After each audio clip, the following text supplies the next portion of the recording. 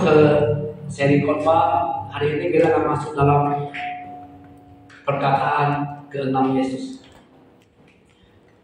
Kita ulangi sedikit flashback ke belakang bahwa perkataan Yesus yang pertama mengatakan, Bapa, ampunilah mereka tidak tahu apa yang mereka perbuat. Perkataan kedua Yesus, sekarang juga engkau bersamaku di Firdaus. Perkataan ketiga, perkataan keempat adalah Ibu, ini anakmu. Minggu lalu kita pelajari, Allahku, mengapa engkau meninggalkan aku. Perkataan keempat ini adalah sebuah perkataan yang paling mengerikan buat Yesus. Ketika dia di Getsemani, dia berdoa sampai bercucuran darah, keringat. Itu bukan karena penyiksaan yang dia takuti. Dia sudah tahu dia bakal disiksa. Yang paling dia takuti adalah perkataan yang sudah keluar dari mulutnya. Bapakku, mengapa engkau meninggalkan aku? Itu yang sangat mengerikan buat dia. Dan itu juga yang paling sangat mengerikan buat kita. Kita tidak takut dengan ujian, segala macam ujian. Karena setiap ujian yang datang, Tuhan memberi kita kemampuan. Yang paling kita takuti adalah perkataan yang sama akan kita keluarkan. Seperti yang Yesus katakan. Tapi kabar baiknya adalah perkataan itu tidak mungkin bisa keluar dari mulut kita. Kenapa Bapa di surga telah meninggalkan anaknya di atas kayu salib. Sehingga yang dapat kita katakan, Ia akan menyertai aku senantiasa. Karena Dia telah meninggalkan Bapa, karena Dia meninggalkan anaknya di atas surga. Dan hari ini kita akan belajar tentang perkataan yang ke-6. Perkataan 6 juga adalah perkataan yang sangat penting sekali. Karena pada hari ke-6 Tuhan menyelesaikan semua pekerjaannya. Dan pada hari perkataan ke-6 ini juga lah Tuhan menyelesaikan semua yang harus kita tanggung. Dia selesaikan di atas kayu salib. Semua yang harus kita tanggung dalam perjanjian lama, dari Kejadian sampai ke Maleakhi, semuanya itu dia tanggung di kayu salib. Sehingga kita bisa merdeka. Kita bisa benar-benar merdeka. Ketika kau mengetahui kebenaran, maka kebenaran itu akan memerdekakan engkau. Jadi tidak sepantasnya orang Kristen, orang percaya mengalami tekanan, mengalami keterpaksaan, mengalami tidak sukacita. Itu sudah tidak sepantasnya terjadi. Kenapa? Karena semuanya sudah ditanggung Yesus di kayu salib. Ketika dia berkata sudah selesai, maka semuanya sudah selesai. Amin. Engkau tidak akan mengalami lagi sesuatu penderitaan yang di luar kemampuan. Kalau penderitaan yang datang, percayalah, itu semuanya masuk dalam kemampuan. Kenapa? Karena sebuah anugerah yang memampukan kita. Anugerah itu apa? Adalah pengorbanan Yesus dari kayu salib. Maka tujuh perkataan salib ini sangat penting buat orang percaya, sangat penting buat kita. Tanpa kita memahami itu, sebenarnya kita tidak mengasihi Tuhan. Orang mulai mengatakan, untuk mewujud dari engkau betapa besar kau mengasihi Tuhan, diukur dari pemberianmu. Saya tidak mengatakan itu sesat, tapi itu keterlaluan. Untuk memahami Kristus, untuk memahami Yesus, untuk mengasihi Yesus, tergantung sejauh mana engkau memahami kesengsaraan Yesus. Sejauh itulah engkau mengasihi Yesus, bukan diukur oleh uangmu. Bahkan saya boleh mengatakan Tuhan tidak membutuhkan uangmu.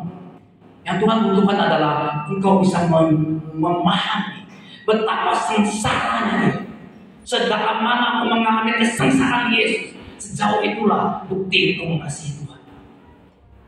Bukan saya mengatakan kamu memberi tidak baik, tapi itu nggak bisa menjadi sebuah ukuran kau mengasihi Tuhan.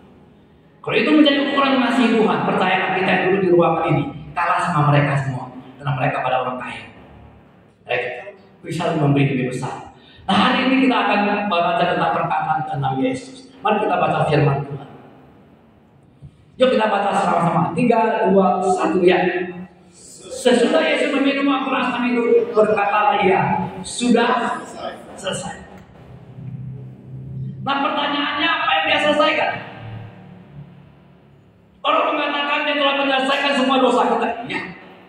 Tapi apakah sebatas itu Dia menyelesaikan dosa kita? Ketika Dia berkata sudah selesai, sesungguhnya segala-galanya sudah selesai. Yang paling berat, yang paling luar biasa yang Dia selesaikan adalah Dia menyelesaikan Taurat.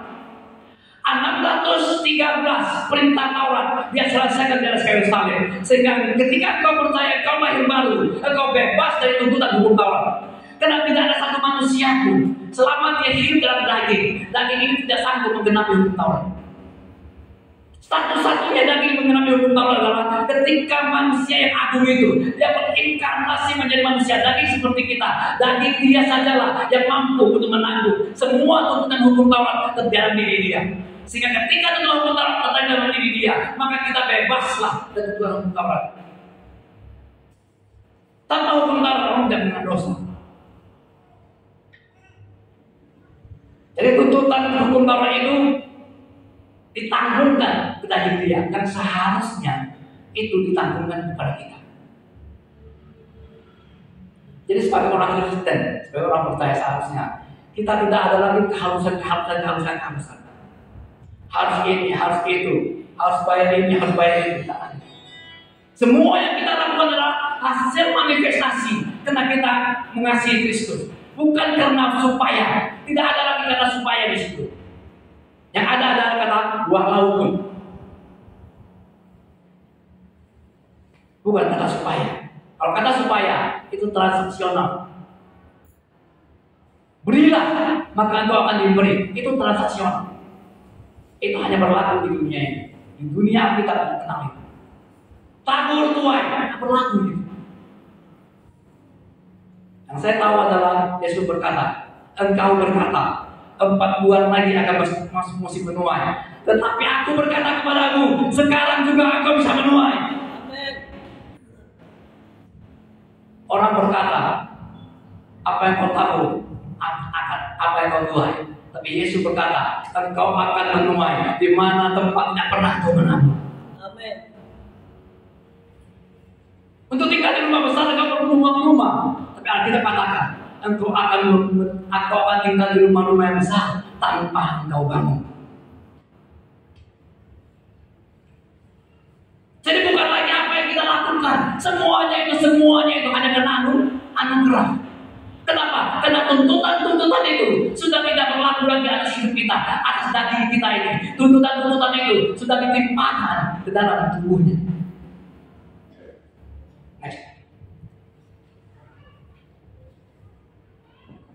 Perkataan sudah selesai bukan berarti habis dan akhir, tetapi merupakan permulaan dari tindakan Allah kepada manusia.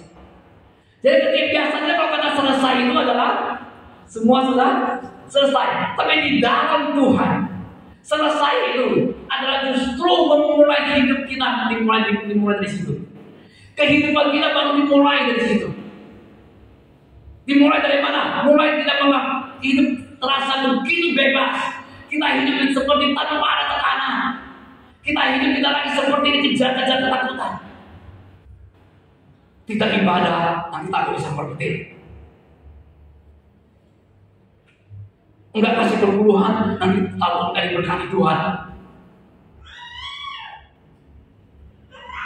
Buktinya itu orang-orang di luar sana lebih banyak yang berpuluhan, lebih kaya dari orang Kristen.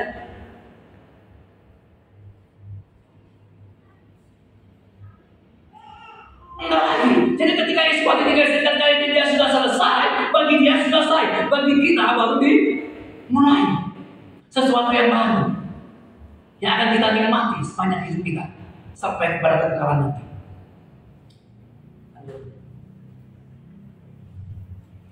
Penciptaan digenapkan diselesaikan pada hari ke-6. Begitu juga keselamatan dinyatakan sampai ke-6 di atas kayu salib.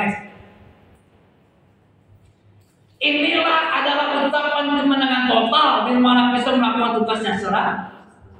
Jadi ketika yang mengatakan sudah selesai, kita baru memulai kemenangan ini. Dan kemenangannya itu sifatnya total, sempurna. Orang boleh mengatakan Yesus mati kayu salib dia kalah, tapi justru disitulah letak kemenangan dimulai. Kenapa orang bisa berkata oleh bilur-bilurnya aku telah menjadi sembuh? Karena tubuhnya dihancurkan kayu salib.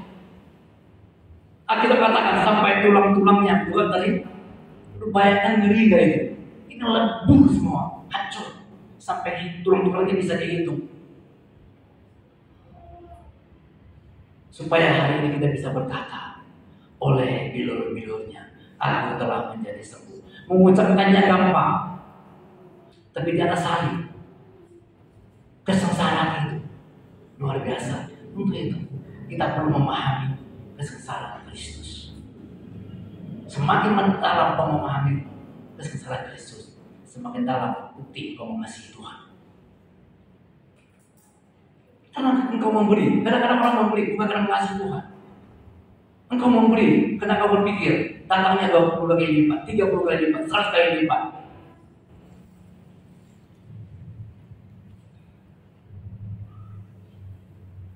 Itu adalah praktik sihir dalam gereja.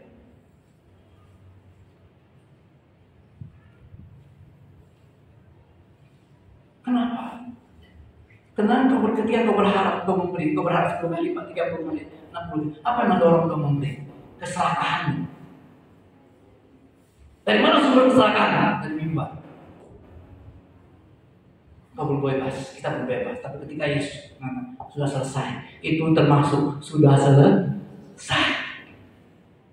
Kalau perlu kau bisa kaya, cukup engkau yakini satu firman Tuhan. Dia yang kaya rela menjadi miskin supaya engkau kaya. Bukan karena pemberian. Next. Kalau kita perhatikan tokoh-tokoh agama yang lain, Konfusius itu memiliki 3.000 muridnya. Pendiri agama Konfusius. Mereka punya 3.000 murid. Tapi tidak ada satu pun yang menjual dia. Yesus muridnya cuma 12. Satu menjual dia. Konfusius hidup 72 tahun, Buddha 80 tahun, Musa 120 tahun, Muhammad 60 tahun. Semua pendiri agama mati dengan umur normal. Hanya Yesus yang mati usia muda dengan siksaan yang mengerikan. Satu-satunya tokoh agama yang matinya tidak normal, kesisaannya sangat begitu luar biasa, hanya Yesus. Bahkan Musa meninggalnya, dia bisa berkata bahwa dia matanya belum kabur, tenaganya belum berkurang, lalu matilah dia. Tidak ada penyiksaan apapun. Tapi satu-satunya tokoh agama, orang yang sangat luar biasa ini, dia mati dengan cara tidak wajar. Kenapa? Apakah dia gagal?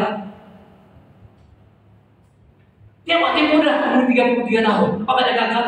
Mereka semua, bahkan ada yang 900 tahun, Metusalah, Abraham, semua itu hidupnya lama-lama dan meninggalnya wajar. Yesus sudah mati muda, mati tidak wajar lagi coba. Pertanyaan saya, apakah Yesus gagal? Justru Yesus berhasil. Justru Yesus sukses. Kesuksesannya apa? Pertama, dia mati muda supaya saudara dan saya tidak perlu mati muda. Dia mati muda supaya saudara dan saya awet muda. Amin.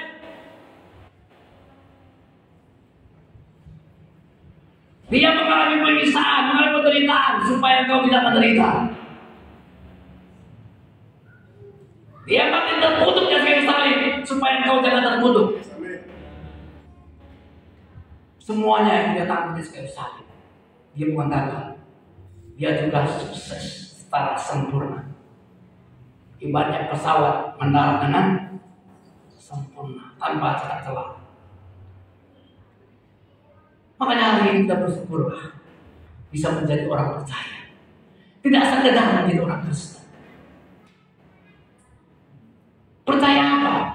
Percaya Yesus Tuhan. Banyak orang percaya semua Yesus Tuhan. Tapi ada sebuah percaya memahami karya Kristus di atas kayu salib dengan 7 perkataannya itu. Bagaimana kamu percaya kalau kamu mengerti? Iman timbul dari bukan dari mujizat. Orang pikir mendemonstrasikan mujizat orang bisa bertobat. Bukan. Lumpuh berjalan, buta melihat. Ayo kekayaan hati bilang dengan harapan orang bertobat. Saya dapat katakan, mujizat tidak akan membuat orang bertobat. Yang membuat orang bertobat dari iman timbul adalah firman Tuhan. Kalau mujizat bisa membuat orang iman bisa bertumbuh, orang di padang gurun tak mati semua. Mujizat lebih hebat daripada gurun. Batu berwarna air, laut terbelah, matahari bisa tertutup oleh awan.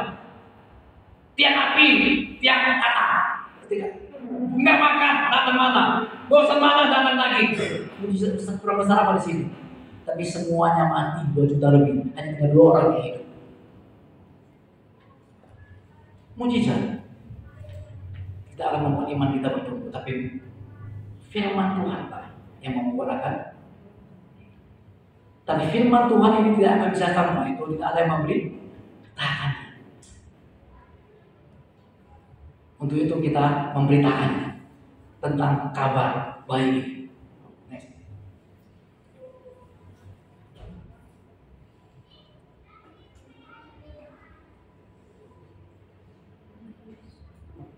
Ketika Yesus berkata, sudah selesai, semua teriakannya sangat, suaranya sangat nyaring sekali.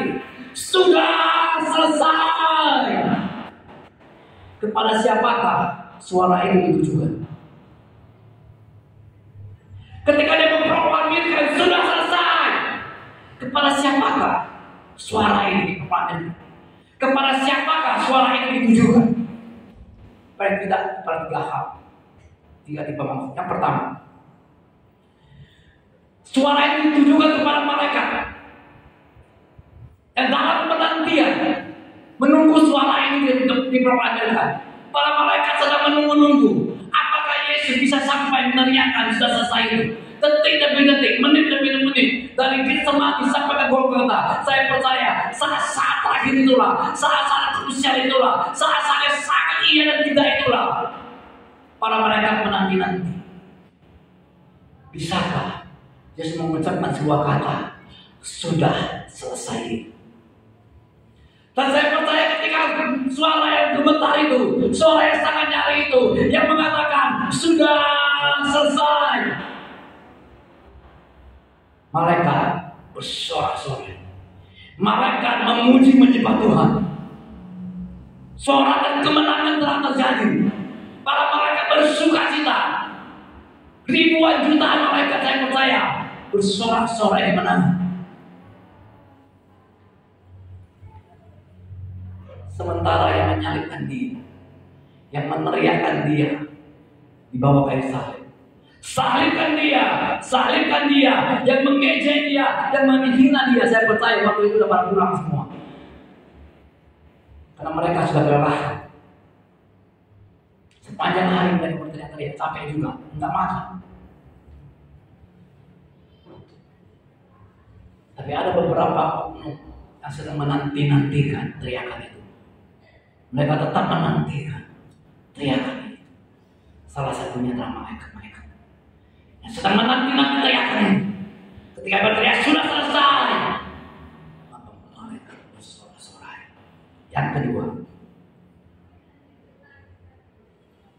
kepada dunia, kepada semua manusia, termasuk saudara dan saya, termasuk kita semua, memberi sukacita bagi umat manusia. Manusia tidak takut lagi akan iblis. Kepada siapa diproklamirkan sudah selesai, dia memproklamirkan kepada kita semua bahwa semuanya sudah selesai. Iblis telah dikalahkan, iblis telah dihancurkan, sehingga tidak sepantasnya engkau bisa dipengaruhi oleh iblis. Iblis boleh datang dan pergi di hadapanmu, tapi dia tidak bisa menguasaimu lagi. Kenapa? Karena dia telah dikalahkan. Ketika dia berkata selesai, iblis diselesaikan pada saat itu. Sehingga kita tak perlu takut digunakan orang, sudah pasti itu berlaku untuk kita. 1000%. Karena itu sudah diselesaikan dari Yerusalem. Jadi perlahannya yang kedua itu adalah untuk kita semua, untuk manusia di segala zaman, sejak mulai kematiannya sampai sekarang. Berita itulah, teriakan itu ditujukan kepada semua manusia berdosa. Sebelum manusia percaya kepada Yesus, manusia semua adalah manusia berdosa. Mau lepas dari perbuatannya apapun, dia tetap manusia berdosa. Kesalehanmu seperti kain kotor. Engkau tidak mampu berbuat apa-apa. Engkau dibawa cengkram setan. Di pinggir maut, di pinggir jurang maut. Dan ketika dia mengatakan sudah selesai, kebebasan, kemerdekaan diproklamirkan. Sama seperti Soekarno membacakan proklamasi 17 Agustus itu bersama Soekarno Hatta Pada saat itulah Belanda selesai. Penjajah-penjajah selesai. Indonesia merdeka. Jadi perkataan Yesus yang mengatakan sudah selesai itu, salah satunya adalah memberitakan kepada kita semua bahwa engkau sudah, apabila engkau mengetahui kebenaran, maka kebenaran itu telah memerdekakan engkau. Yang ketiga, yang proklamirkan sudah selesai itu pada alam maut. Hai maut, di mana sengatnya? Yang proklamirkan kepada sejahat itu, yang proklamirkan kepada setan, iblis, bahwa mereka telah kalah, mereka telah selesai. Dan kemenangan itu dia berikan kepada kita, bukan untuk dia. Kemenangan itu dia berikan kepada kita. Makanya kita disebut lebih dari pemenang. Yang menang siapa? Yang menang siapa? Yang menang ya? Yang lebih daripada pemenang kita. Amin. Sama petinju. Petinju mati-matian, petinju dapat hadiah 10 miliar. Sampai ke rumah dia berikan sama istrinya. Si petinjunya pemenang, istrinya lebih dari. Maka berbahagialah wahai istri-istri. Amin. Ya kan, suami bercimpah di luar sana. Pulang, kita terima. Engkau lebih dari. Yang sama perempuan berbahagia dan kemudian.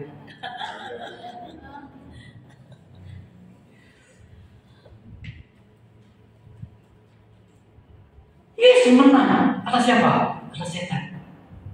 Mau. Jadi Yesus matinya begitu mengerikan. Harusnya kita tak mengalami matinya seperti itu. Orang percaya harusnya percaya. Dia tidak akan mati jatuh dari pesawat.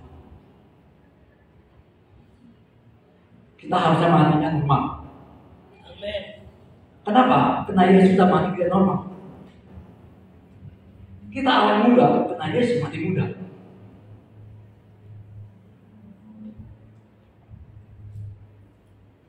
Jadi maut tidak berkuasa atas kita. Jadi makanya saya berkata nikah sering saya bilang para pendeta banyak yang salah. Aku akan menerima engkau sebagai istri suamiku, aku akan mengambil sebagai istriku sampai maut. Itu salah ucap itu. Seakan-akan dia percaya bahwa bisa memisahkan. Sorry. Jadi kalau mau berkata nikah, kalau ada pendeta macam begitu, itu apa salahnya? Maut tidak berkuasa atas kami. Maut tidak bisa memisahkan kami.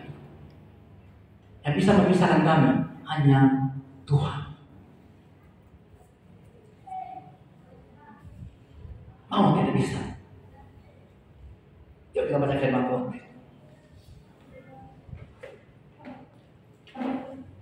Hai maut, di manakah kemenanganmu?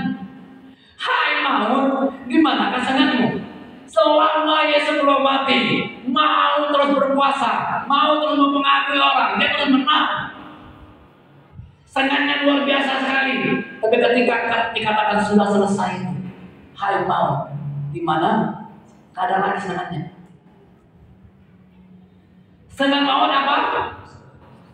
Sengat maut ialah dosa, dan kuasa dosa ialah hukum Taurat. Tetapi syukur kepada Allah yang telah memberikan kepada kita kemenangan oleh Yesus Kristus. Ingat, saya ulangi lagi, saya baca baik-baik. Sengat maut ialah dosa, kuasa dosa adalah hukum Taurat. Jadi hukum Taurat harus hilang dari kehidupan kita, sehingga dia tidak bisa berkuasa atas hidup kita. Selama kita masih membicarakan Taurat, selama kita masih percaya pada Taurat, maka kuasa dosa itu masih bisa kita terima. Dia masih bisa menguasai kita. Tapi ketika kita yakin bahwa Yesus datang, hukum Taurat selesai, karena kuasa dosa itu hukum, maka Taurat yang selesai. Jadi Yesus mati di kayu salib. Yang sangat penting dia selesaikan adalah Taurat. 13 perintah Taurat. Saya sering katakan, jangankan 613, 10 tahun aja kau susah yang hidupnya itu. Jangankan 10, yang pertama itu saya susah kok. Belum ada yang bisa. Jangan ada Allah lain di hadapanku. Bisa? Karena uangmu, anakmu itu menjadi Allah, lebih hebat dari Allah. Ngomong sih gampang, aku rela semuanya demi Tuhan. Belum tentu ketika dihadapkan. Orang kaya itu apabila anak muda kaya, semua sudah dilakukan. 10 tahun lagi, Yesus bilang, jual hartamu itulah. Tuhan tunjukkan kepada dia, kau melanggar Taurat pertama. Dia merasa sudah melakukan semua Taurat. Begitu Yesus ngomong, dia langsung sadar, ternyata dia sudah melanggar Taurat pertama. Sehingga Taurat itu kejam. Makanya Yesus mati kayak salah satu yang dia selesaikan adalah Taurat, supaya kuasa dosa tidak bisa menguasai kita.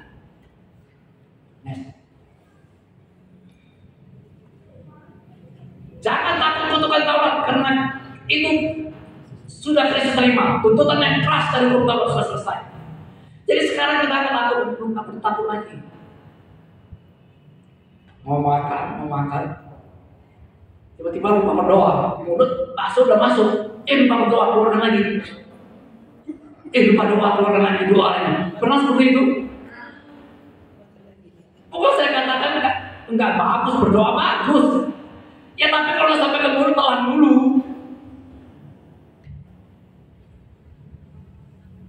Enggak datang ke gereja 1 minggu, pikir datang. Bukan saya katakan lu bebas saja mau Fred. Kita kalau nggak gereja kita rugi. Karena firman itu yang memberi kita kekuatan. Firman itu akan menguasai pikiran kita. Dikuasai apa pikiran kita, itulah tindak tanduk kita. Maka pikiran harus dikuasai oleh firman. Amin. Jadi tuntutan Taurat yang begitu keras itu, Tuhan selesaikan di selesai.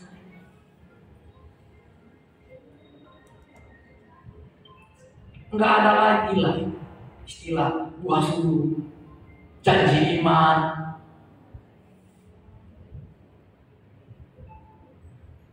perpuluhan. Saya katakan perpuluhan itu gak bagus. Ya kalau mau kasih perpuluhan sangat bagus. Tapi kalau di Taurat kadang-kadang jadi salah. Enggak baik, enggak diberkati. Banyak doa, banyak berkat. Enggak doa, banyak berkat. Banyak juga itu yang berdoa tinggi balik sampai hari tuanya tetap saja diberkati. Tapi bukan saya katakan berdoa itu tidak baik, tapi kita pahami dulu esensi doa. Apa sih itu doa? Itu yang perlu dipelajari nanti. Apa sih yang dikatakan doa? Selama ini yang tidak pikir doa apa? Sakit, Tuhan tolong sembuhkan. Kekurang uang, Tuhan berkati aku. Itu bukan doa. Kita jadikan Tuhan itu menjadi budak kita. Doa bukan seperti itu. Jadi semua tuntutan hukum Taurat, jadi kita tidak lagi takut. Tapi jangan juga mengatakan, kalau begitu Pak kita sudah bebas boleh berbuat dosa. Ini masalahmu. Ketika kau percaya Kristus tinggal di dalam kamu, harusnya manifestasi itu adalah berbuat baik. Bukan berbuat baik dulu untuk mendapatkan supaya kau jadi orang baik, kan? Sebaik apapun kau buat di mata Tuhan, seperti yang dimotor pada Tuhan. Kau berbuat baik, maka ada manifestasi Kristus dalam dirimu. Seperti minggu yang lalu saya katakan, dosa bukan soal perbuatan, bukan soal mencuri, membunuh, berzina, bukan itu. Esensi dosa adalah orang tidak tertarik lagi dengan hal-hal yang tentang Tuhan. Hal-hal Tuhan yang tertarik lagi itu dosa, bukan perbuatannya. Ketika kita sudah mulai kurang tertarik dengan hal-hal yang berkaitan dengan Tuhan, itu dosa. Nah akhirnya kau mulai berbuat. Jadi perbuatanmu itu adalah akibat dari engkau mulai. Selama kau terus melekat kepada Tuhan, selama kau terus dekat sama Tuhan, suka hal-hal yang dari Tuhan, percayalah perbuatanmu akan seperti yang Tuhan buat. Bukan karena perintahnya. Kalau perintahnya jangan begini, jangan begitu, jangan begini, jangan begitu, aku semakin penasaran. Betul nggak? Ada jalan lurus, tiba-tiba selama ini nggak ada pelang. Di setiap budi dulu nggak ada. Tapi itu dari takut. Jangan lihat ke kiri dia bilang. Selama belum ada pelang itu, orang nggak pernah lihat ke kiri. Jual-jual batu-batu apa itu? Yang jual-jual batu-batu apa itu? Tidak begitu. Dia bikin pelang besar, bikin mata kiri. Jangan lihat ke kiri dia bilang. Selama ini kita nggak pernah lihat ke kiri. Jangan, karena dia bilang jangan lihat ke kiri, kemudian enggak. Itulah Taurat. Selama terus dibilang jangan mencuri, jangan mencuri, itu tuh yang kamu dengar. Percayalah. Tunggu tanggal mainnya, kau pasti mencuri. Jangan mengintip. Kamu mengintip nggak? Misalnya kamu ada di ruangan ini, amin. Jangan mengintip, jangan buka pintu ini. Dilarang mengintip, jangan buka. Selama masih ramai, kamu nggak pergi. Besok-besok yang kamu datang mungkin belum ada orang di sini. Kamu buka aja. Ada apa sih dalam? Itulah Taurat. Membuat kita tidak berdaya, manusia tidak berdaya. Next. Mari kita baca bersama-sama. 3, 2, 1 ya. Sebab apa yang tidak mungkin dilakukan hukum Taurat karena tidak berdaya oleh daging telah dilakukan oleh Allah dengan jalan memutus anaknya sendiri dalam daging yang serupa dengan daging yang dikuasai oleh dosa karena dosa. Ia telah menjatuhkan hukuman atas dosa di dalam daging kita ini tidak berdaya menghadapi Taurat. Tidak berkuasa sedikit pun nggak bisa, kita lemah. Nah untuk itu dia perlu datang menggantikan kita agar tuntutan hukum Taurat digenapi dalam daging. Daging kita nggak sanggup. Makanya dia perlu menjadi manusia, menjadi daging dan dagingnya. Untuk apa? Agar semua tuntutan hukum Taurat dilemparkan kepada dia. Semua dia tanggung di sekali salib. Semua tuntutan hukum Taurat itu terjadi di situ.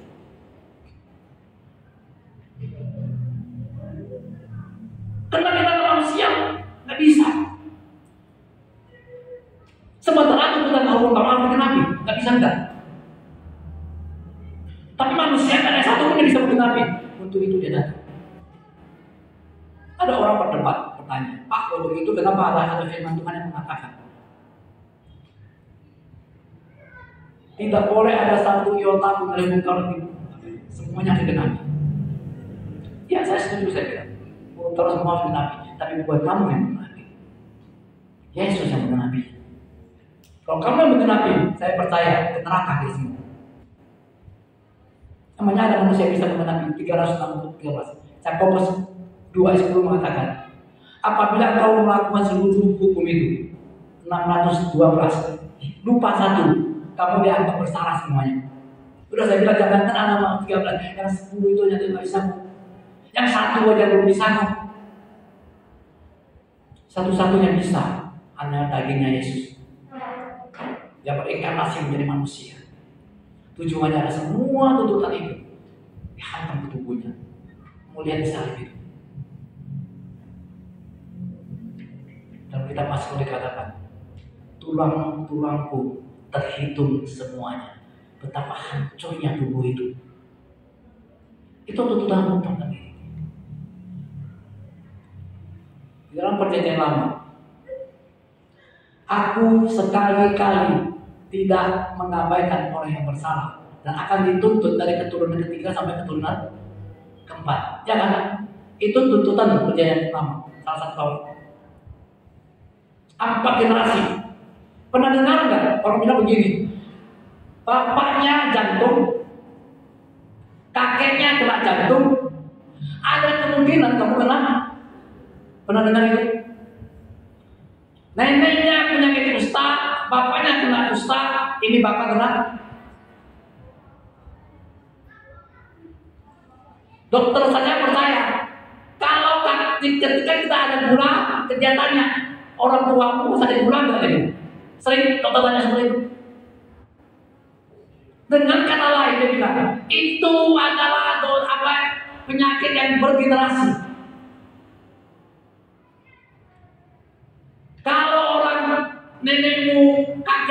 sakit gula, bapak atau mamamu sakit gula, kamu pasti sakit di bawah untuk keturunan itu, penyakit keturunan itu. Persoalannya, benar nggak itu kira-kira? Bapak Sindi kira-kira percaya nggak? Benar nggak itu?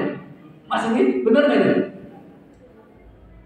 Mau dibilang nggak benar, dokter juga mengatakan hal yang sama. Menurut psikologis benar nggak itu? Dia banyak.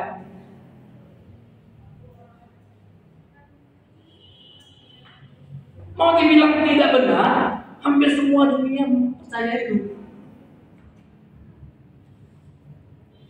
Kalau kalian sama saya percaya.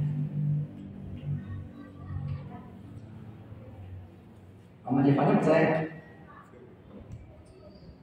Kalau saya sudah percaya. Kalau nenek atau kakek saya gula, orang tua saya gula, kemungkinan besar kita akan sakit.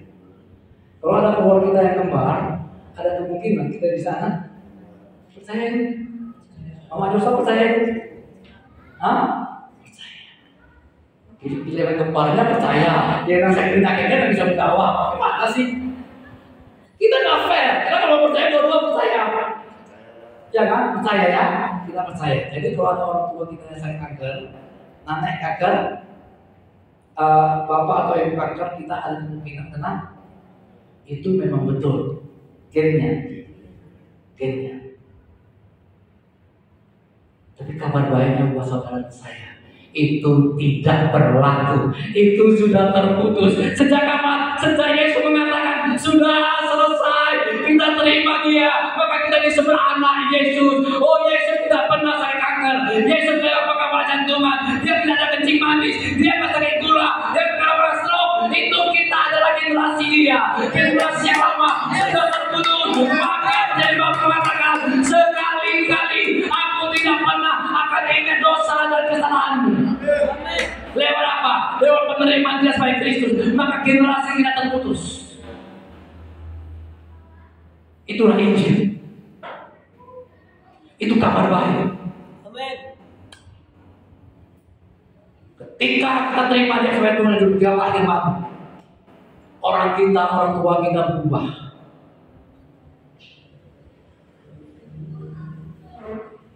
Kita adalah generasi ke-42 dari Abraham.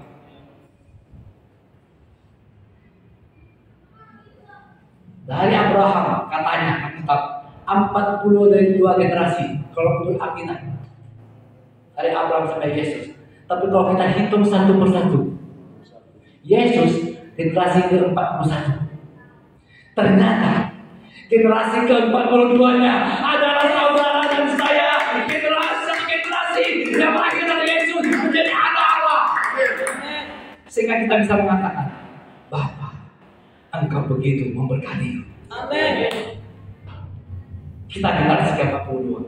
Jadi yang dimasukkan 42 generasi itu adalah ke-42 itu adalah saudara dan saya. Itu kabar baik. Satu generasi yang dimana orang tuanya tidak pernah mengalami apapun.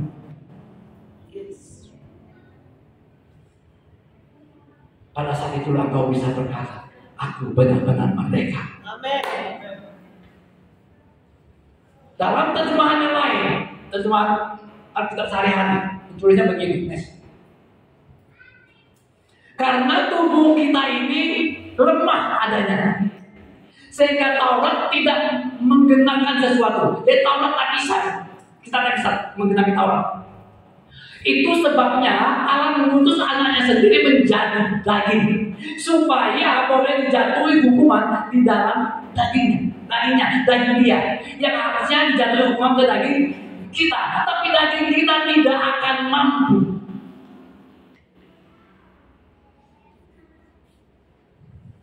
Kadang-kadang kita terjemahan sehari-hari dia lebih detail.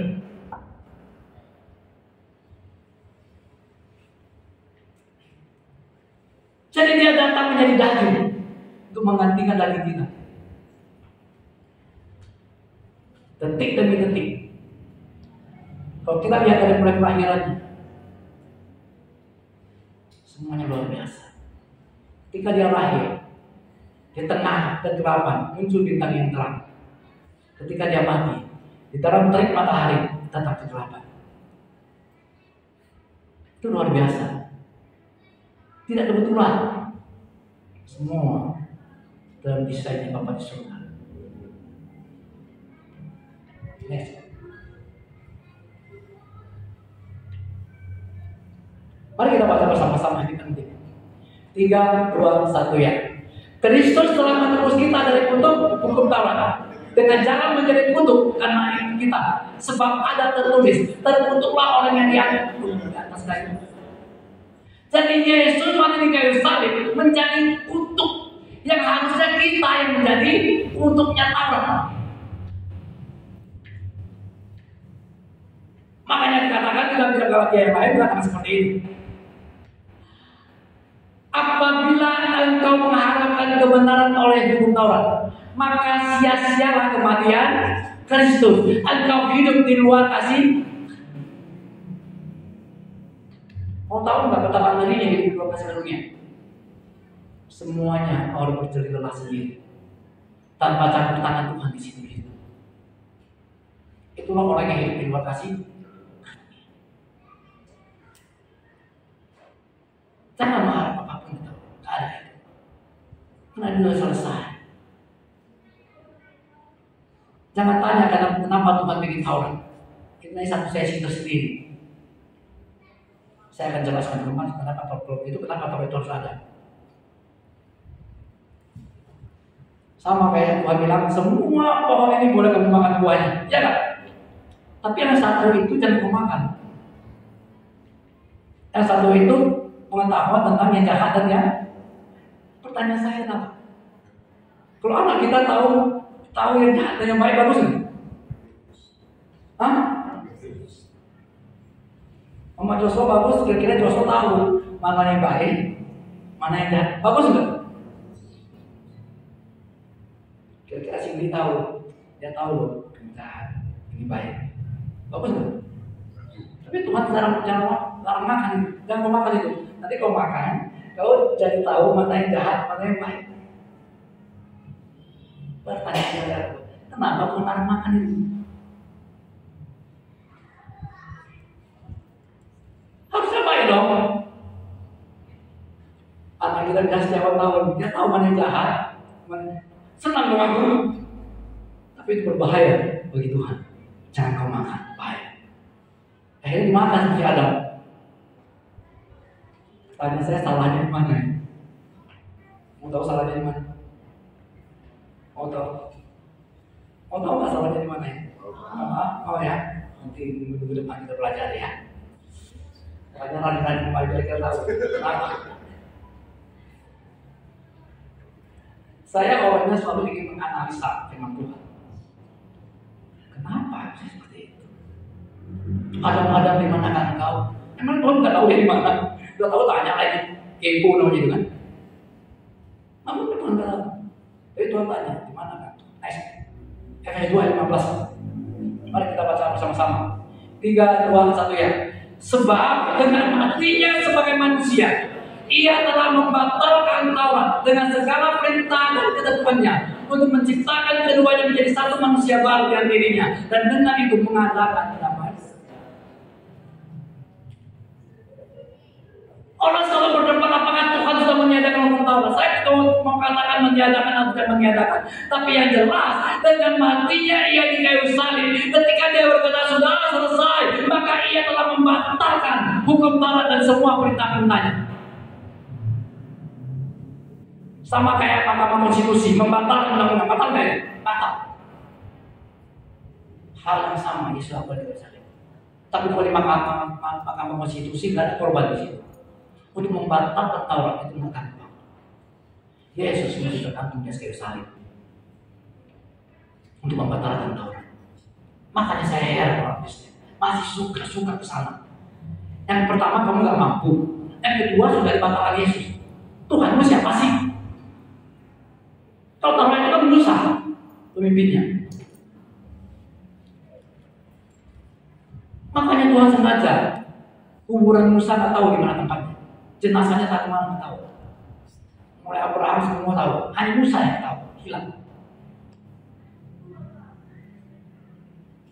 Kenapa masih hilang kau ditemukan? Karena seandainya ditemukan, kuburan Musa ditemukan, masa semua orang Yahudi akan memperhalakan itu kuburan Musa. Itu akan menjadi berhala yang sangat dahsyat sekali. Karena mereka sangat mengagumi Musa. Maka Musa yang mati, kuburan sampai sekarang tidak ditemukan.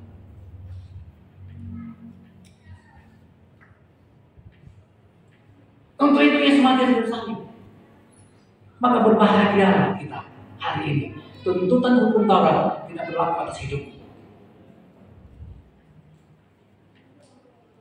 Yang ada adalah kamu yang mencari sendiri, ingin melakukan. Ya terserah kamu aja, kata Yesus. Mau lakukan silakan.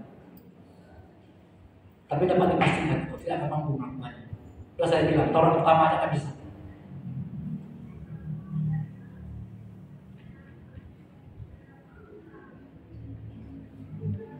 Kalau jangan membunuh, jangan berzina, itu mungkin bisa ya kan. Tapi ukuran membunuh dan berzina di mata Yesus bukan melakukan. Engkau membenci saudaramu, kau sudah membunuh. Engkau melihat seorang wanita mengingat, kau sudah berzina. Standarnya begitu tinggi.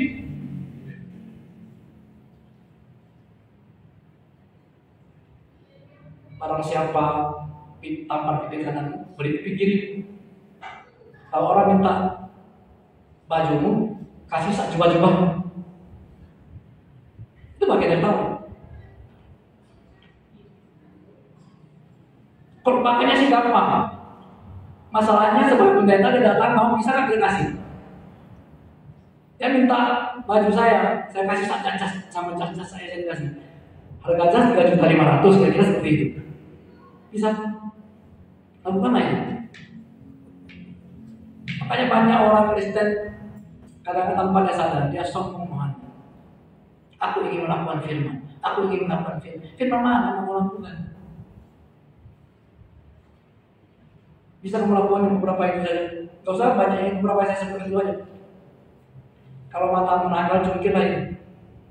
Kalau tanganmu sebelah nakal, lancung lah itu. Kalau itu dilakukan, saya percaya minggu depan cacat semua kalian.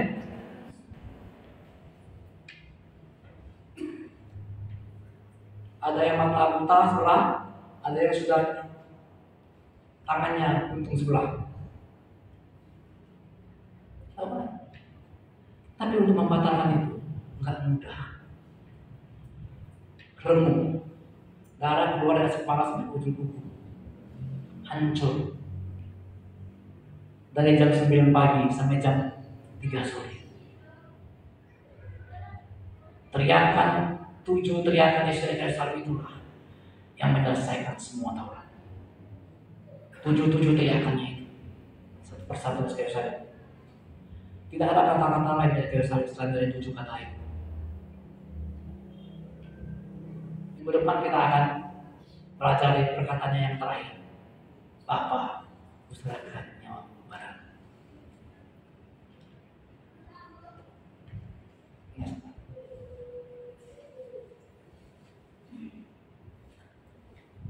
Ketika Yesus mengatakan sudah selesai, kuasa neraka berhenti dan pintu surga terbuka bagi kita yang di mana dia merobek tirai yang selama ini memisahkan kita dengan Allah.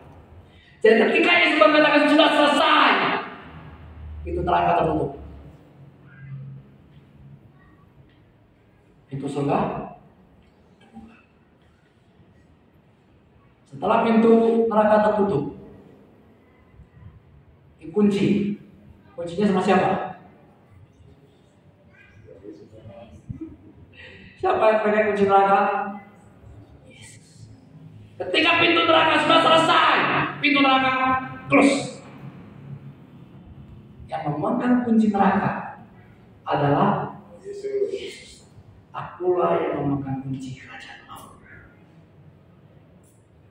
Pintu surga terbuka. Kepada siapa kuncinya diberikan? Pintu surga kita. Bilang sama saya, pintu kerajaan surga sama saya. 1, 2, 3. Maka dari itu, enggak mungkin kamu ke neraka. Enggak ada kuncinya sama kamu. Yang kunci sama kamu cuma kunci surga. Makanya ketuklah maka pintu akan dibukakan kepadamu. Itu tidak berlaku buat kamu. Kenapa? Karena kamu ada kunci. Hanya orang yang punya kunci yang perlu. Berbahagialah hari ini bahwa kunci surga ada sama kamu. Di mana ayatnya? Matius 18, kepadamu akan kuberikan kerajaan, kunci kerajaan surga. Apa yang kau buka akan terbuka, apa yang kau tutup itu tergantung kamu kapan mau buka, kapan mau tutup. Kenapa? Karena kuncinya sama kamu. Untuk itu berbahagia hari ini ketika Yesus mengatakan sudah selesai. Yang terakhir adalah kunci neraka tertutup dan kuncinya, pintunya tertutup, kuncinya sama Dia. Ketika surga terbuka, Dia menyerahkan kuncinya itu kepada kita. Kepadamu akan kuberikan kunci kerajaan surga. Mana mungkin kamu ke neraka? Kamu mau masuk nggak bisa, kuncinya sama Yesus.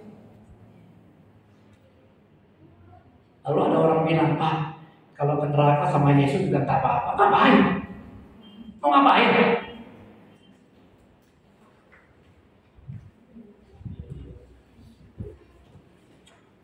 Ada orang bilang, ya itu bisa percaya, boleh tidak. Kalau saya akan percaya. Itu kalian boleh terserah pilih. Orang bilang lalu dia pernah dibawa ke neraka. Lalu sampai neraka, dia lihat iblis menyiksa orang yang ada henti-hentinya. Percaya? Tapi dia bilang dia dibawa Tuhan ke neraka untuk melihat neraka. Bagaimana orang-orang yang tidak percaya itu disiksa sama? Saya sih tidak percaya, karena nggak ada ayatnya. Yang ada ayatnya adalah neraka itu tempat pemisahan iblis. Tidak Wahyu. Iblis akan dicampakkan di situ dan akan disiksa siang dan malam. Iblis bukan iblis menyiksa. Kalau di sana percaya iblis tidak ada apa-apa lagi, dia nggak bisa menyiksa apapun. Yang ada dia yang disiksa. Makanya ketika iblis bertemu ada satu orang kerasukan di dalam. Apakah engkau menyiksa kami sebelum waktunya? Sekarang waktunya, artinya di neraka nanti itu waktunya dia disiksa. Jadi kalau ada orang yang katanya dia dibawa ke neraka, lalu dia lihat manusia disiksa oleh iblis, nggak ada. Neraka atau surga yang berkuasa tentang Tuhan. Setan tidak punya apa-apa. Makanya dia bilang, akulah yang memegang kunci kerajaan mau. Wahyu 1. Jangan takut. Makanya itu Wahyu dikatakan jangan takut. Karena nanti banyak kali orang yang takut. Salah memahami jadi takut. Makanya dibuat kita Wahyu dibuka tadi pemahaman tentang jangan takut. Akulah Alfa dan Omega. Akulah yang memegang kunci kerajaan maut. Jadi bersyukurlah. Inilah seri kita sampai ke yang ke-6. Minggu depan kita akan belajar tentang perkataan yang terakhir. Perkataan Yesus yang terakhir. Terakhir itu sempurna. Ketika dia berkata, Bapa, kuserahkan nyawaku kepadamu. Jadi nanti kita semua juga hal yang sama. Kita tidak akan mati. Kita tidak akan mati sebelum kita berkata